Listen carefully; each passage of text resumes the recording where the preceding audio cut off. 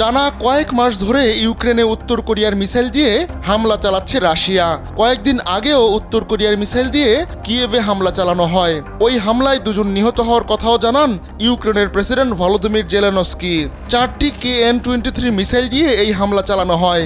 এই মিসাইলগুলো উত্তর কোরিয়ার কাছ থেকে পেয়েছে রাশিয়া। এমন অভিযোগ ওঠার পর গণতান্ত্রিক গণপ্রজাতন্ত্রী কোরিয়া বা উত্তর কোরিয়ার দাবি তারা জাতিসংঘ নিরাপত্তা পরিষদের কোনো নিয়ম লঙ্ঘন করেনি। কিন্তু স্যাটেলাইটে ধারণ করা ছবিতে দেখা যায় সম্প্রতি রাশিয়ায় 11,000-এর বেশি কন্টেইনার পাঠিয়েছে পিয়ংইয়ং। গেল সেপ্টেম্বরে ভ্লাদিভস্তকে কিম জং উন ও ভ্লাদিমির পুতিন সাক্ষাৎ করেন।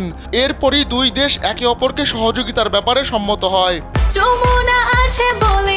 যমুনা রেফ্রিজারেটর, খাবার ফ্রেশ তো লাইফ জম্পেশ।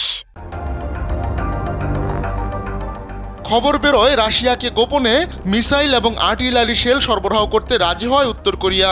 বিনিময়ে উত্তর কোরিয়াকে পরমাণু অস্ত্র এবং মিসাইল প্রযুক্তি দেওয়ার প্রতিশ্রুতি দেয় রাশিয়া। পরে গেল জুনে পিয়ংইয়ং সফর করেন পুতিন। সেখানে দুই দেশের মধ্যে প্রতিরক্ষার একটি ধারা রেখে চুক্তি সই হয়। জুন মাসের আগ পর্যন্ত পিয়ংইয়ংয়ের একমাত্র সামরিক মিত্র ছিল চীন, কিন্তু ওই চুক্তির পর সেই তালিকায় যুক্ত হয় রাশিয়াও। অধিকাংশ বিশ্লেষকের বিশ্বাস মস্কো এবং পিয়ংইয়ংয়ের মধ্যে ক্রমবর্ধমান সম্পর্ক নিয়ে বেশ চিন্তিত বেইজিং। গেল জুন মাসে নিউ ইয়র্ক টাইমসে ডেভিড পিয়ারসন ও চোয় স্যাং হুন লেখেন, রাশিয়া ও উত্তর কোরিয়ার প্রতিরক্ষা চুক্তি চীনের নতুন মাথাব্যথার কারণ। মস্কো পিয়ংইয়ং কাছে আসলে স্বাভাবিকভাবেই বেইজিংয়ের উপর উত্তর কোরিয়ার নির্ভরতা কমবে। আর কিম জং উনও নাকি এমনটাই চাইছিলেন। চীনের উপর উত্তর কোরিয়ার নির্ভরশীলতা কতটা তা পরিসংখ্যানই বলে দেয়। সাম্প্রতিক তথ্য বলছে উত্তর কোরিয়ার বৈদেশিক বাণিজ্যের 95% চীনের সঙ্গে হয়েছে। তবে উত্তর কোরিয়া রাশিয়ার মধ্যে অস্ত্র ও প্রযুক্তি চুক্তি হওয়ার পর সেই চিত্র বদলে যেতে পারে। যদিও চীন খুব ভালো করেই জানে উত্তর কোরিয়ার উপর তাদের নিয়ন্ত্রণ রয়েছে, তাই রাশিয়ার সঙ্গে চুক্তি হলেও খুব সহজেই চীনের হাত ছাড়বে না উত্তর কোরিয়া।